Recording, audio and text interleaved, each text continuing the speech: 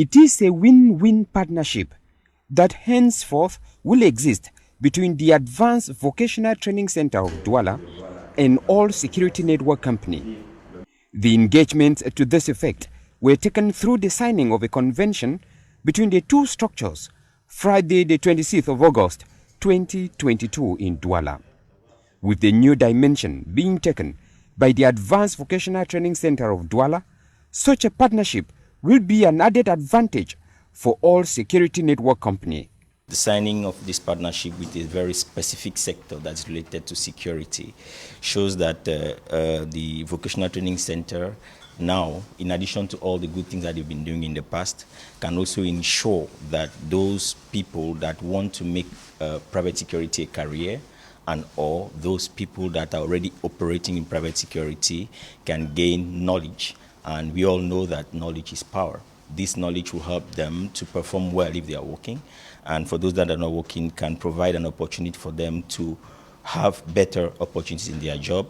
This is an initiative that ties with the nation's drive for emergence by 2035. To come to this objective, the input of security company is indispensable, as huge financial and material investments are needed in the process. Reason why the training center is focusing on security training.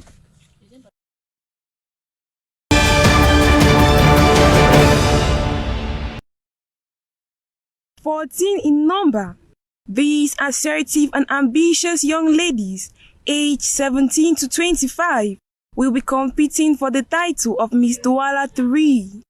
In a press conference held on August 25, 2022 in Douala, the mayor of Douala 3, Valentin Epupa Basambo, highlights the objectives of the competition, which is using the female gender to sensitize inhabitants of Douala 3 in particular and Douala in general on the importance of keeping their environment clean. To sensitize people about cleaning this council. You know, cleaning is the main subject today. If we leave our council like that, people have to know that it's a main job to clean the area where they are living. It's why we chose ladies to sensitize people about cleaning. It's the main objective. The step, you know, we've begun the holidays with students who are cleaning the council, the whole place. And then we are thinking that if we take about we choose about those people who are doing that job. We choose the best, the most, the beautiful ladies. Everybody will take care about it. The efforts of the mayor of Douala 3 as far as keeping his community clean is evident, as he organizes cleanup campaigns every Thursdays. A number of criteria have been outlined from which the future Miss Douala 3 must possess. He calls on the inhabitants to put in more effort in keeping their environment clean, most especially street vendors and shopkeepers. The elected Miss Douala 3 and her dolphins will have as duty to sensitize the students and pupils in schools about the necessity of living in a clean environment. One of the contestants, who is an inhabitant of Douala 3, is anxious, as being a Miss has always been her dream. She goes further, telling the audience that if she becomes Miss Douala 3, she will work hand in glove with the authorities in charge to sensitize the population about the benefits of cleanliness. The mayor, through this competition, is preparing Douala 3 for the upcoming competition of the Cleanest Council in Douala.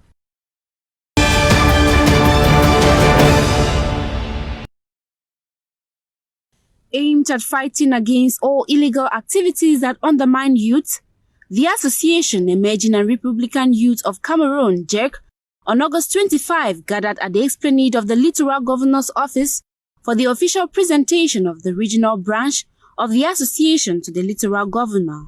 They have as objective to sensitize and put youth in the littoral to other, especially those who have engaged themselves in the consummation of hard drugs, crime, prostitution, and other illegal activities.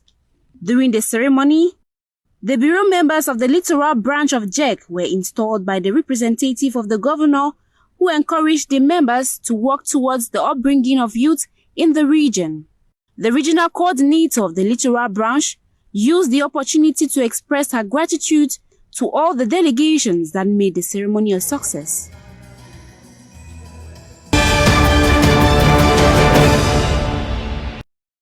It will be a 2-day event aimed at praying for the nation of Cameroon for peace and continuous stability. That will be the mission that brings the senior pastor, Apostle Johnson Suleiman of Omega Fire Ministries worldwide to Cameroon from the 13th to the 14th of September 2022 at the Omnisport Stadium in Bepanda, Douala. That was the substance of a press conference organized Friday, August 26, 2022 in Douala. Apostle Johnson Suleiman is coming on the 13th and the 14th of September. His purpose of coming is for the peace and the restoration of Cameroon. He's coming to join the body of Crise to pray for Cameroon. Talking to media men and women, the national coordinator for Cameroon highlighted that his choice of Douala is where God has revealed to him to minister. Douala is based on divine revelation, divine direction, because Douala is the place where God has directed him to come. The visit, codenamed Mighty Turnaround Cameroon, will take place in 2 shifts. The morning session begins from 8 a.m. and evening sessions from 4 p.m. Cameroonians from all walks of life and churches are expected to turn out so as to invite the presence of God to restore glory and unity in Cameroon. It should be noted that Apostle Johnson Suleiman had visited the towns of Bamenda and Limbe before now.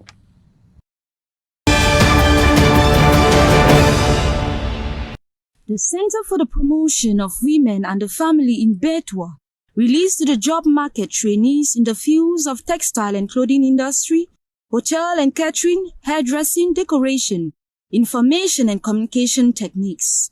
I finished from this Women Empowerment Center, which is a formation center. I will now be an accountant. I'm going to work in a restaurant for now, preparing for my own to open a restaurant for myself. In the presence of promoters of the center, the spokesperson for the apprentice, Emilien Zobo Flora, launched an appeal to the municipal authorities of the city of Betwa to exempt them from taxes for a fixed period in order to help them settle better.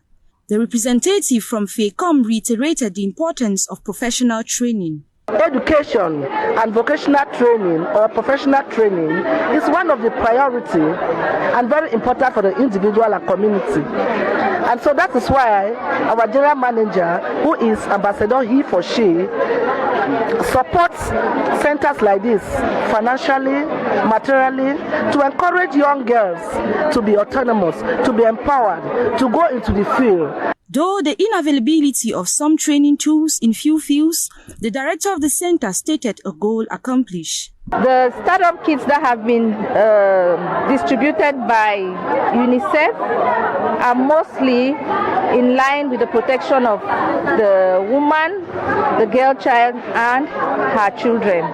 As far as the ones handed to us by the Director General of Fcfa are concerned, he wanted to reward excellence, and we are very, very happy that those who came in and worked very hard will be able to go back and create jobs for themselves. The ceremony was marked by the awarding of installation kits offered by UNICEF and Fcfa to the best of each field, to whom perseverance was recommended in the world of employment. 92 candidates consisting of 9 women and 2 men received their diploma from the Center for the Promotion of Women and the Family, known in its French acronym as CPF.